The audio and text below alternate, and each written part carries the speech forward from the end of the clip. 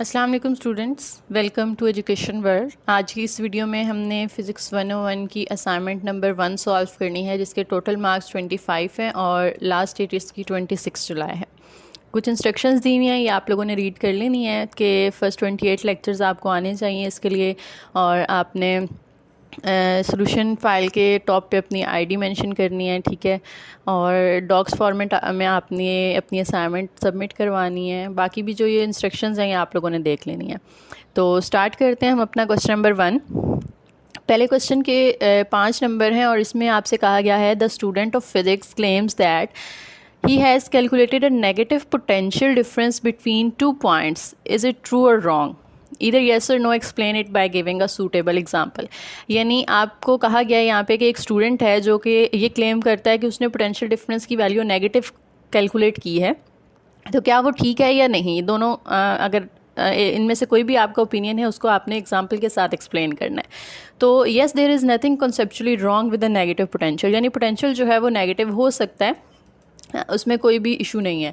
तो नेगेटिव कैसे हो सकता है? The potential can be negative if you subtract the lower value of potential from higher. यानी पोटेंशियल डिफरेंस क्या होता है? बेसिकली दो पॉइंट्स के दरमियान आपने डिफरेंस लेना हो पोटेंशियल का, तो उसे पोटेंशियल डिफरेंस कहते हैं। यानी एक पॉइंट का पोटेंशियल दूसरे में से माइनस कर दें तो वो होता है पोटेंशियल डिफरेंस।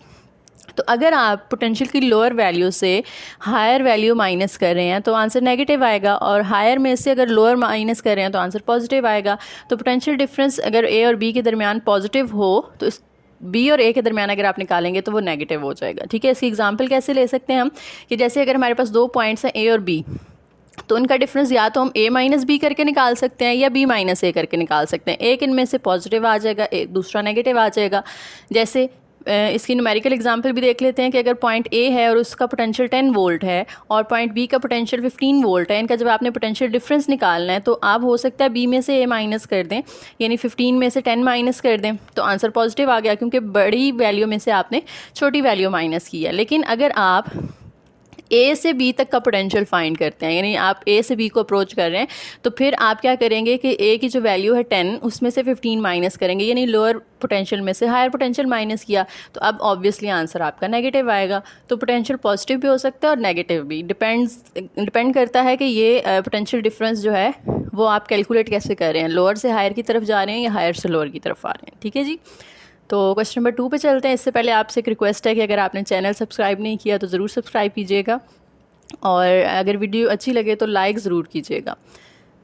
डायग्राम दी हुई है आपको एक यहाँ पे क्वेश्चन नंबर 2 के अंदर, और इसमें एक चार्ज की वैल्यू दी हुई है और कहा गया है कि ए से क्यू चार्ज तक का जो डिस्टेंस है वो 11 सेंटीमीटर है, और स्टेटमेंट में कहा गया है कि आपने मैग्नीट्यूड और डायरेक्शन फाइंड करनी है इलेक्ट्रिक फील्ड की ऑन पॉइंट ए, और साथ में के की वैल्यू भी दी हुई है आपको। के की वैल्यू वैसे जो होती है ना वो तो 9 × 10⁻9 होती है, लेकिन यहाँ पे 10⁻12 है, तो आपने इसको 12 के हिसाब से ही सॉल्व करना है। जो गिवन है क्वेश्चन में वही आप पुट करेंगे। तो सबसे पहले हम अपना गिवन डाटा लिख लेते हैं। क्यू हमें दिया हुआ है यहाँ पे 12.5 कूलम, ठीक है। चार्ज दिया हुआ है, रेडियस डिस्टेंस ए से क्यू तक का डिस्टेंस उसको हम आर से शो कर रहे हैं, वो 11 सेंटीमीटर है, तो उसको आप मीटर में कन्वर्ट कर लें, क्योंकि जो स्टैंडर्ड यूनिट होता है लेंथ या डिस्टेंस का वो मीटर होता है। तो सेंटीमीटर को मीटर में करने के लिए हम 100 के साथ डिवाइड कर देते हैं, ठीक है जी। अब 100 के साथ हमने इसको डिवाइड किया, 100 के साथ इसको डिवाइड करके तो ये 0.11 मीटर आ जाएगा, ठीक है। इसको फिक्स कर लेते हैं।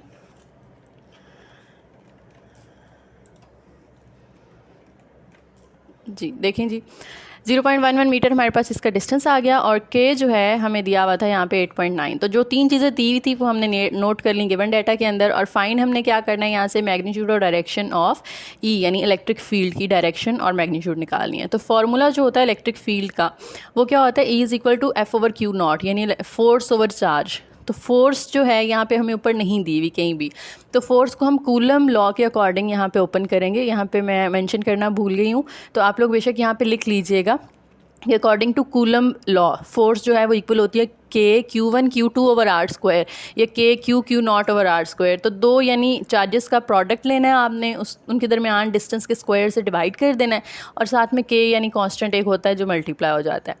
तो आर स्क्वायर को हम नीचे क्यू नॉट के साथ ले आते हैं, ठीक है। एफ़ की वैल्यू पुट की, नीचे q naught as it is. इस एफ़ में जो ये आर स्क्वायर आ रहा है उसको आप नीचे क्यू नॉट के साथ ले जाएं, क्यू नॉट कैंसिल हो जाएगा, तो के क्यू ओवर आर स्क्वायर ई का फॉर्मूला आ गया।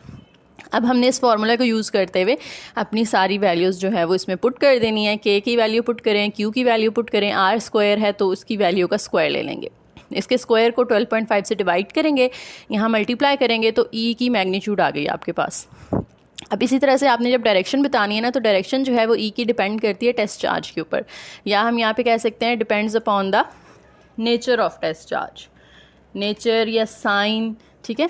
अगर जो टेस्ट चार्ज है हमारा वो पॉजिटिव होगा तो ई की डायरेक्शन वही होगी जो एफ़ की डायरेक्शन है, ठीक है। ई की सेम डायरेक्शन होगी जो कि फोर्स की डायरेक्शन है। लेकिन अगर हमारा टेस्ट चार्ज जो है वो नेगेटिव हो जाता है तो फिर जो डायरेक्शन होगी ई की वो ऑपोजिट होगी to the direction of force.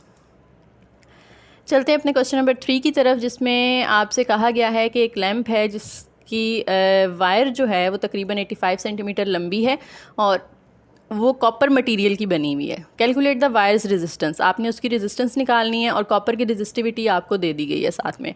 और डायग्राम में अगर आप देखें तो यहाँ पे आपके जो 1.8 मिलीमीटर दिया हुआ है ये क्या है, इन्होंने वायर को थोड़ा जूम करके दिखाया है कि इसका जो रेडियस है ना, यहाँ पे आप देख सकते हैं कि ये जो सेंटर है वायर का, ठीक है, सर्कुलर फॉर्म में ये दिखाई है वायर उन्होंने, और इसका जो सेंटर है, सेंटर से एक साइड का डिस्टेंस उन्होंने वाइट कलर की लाइन से यहाँ पे शो किया है।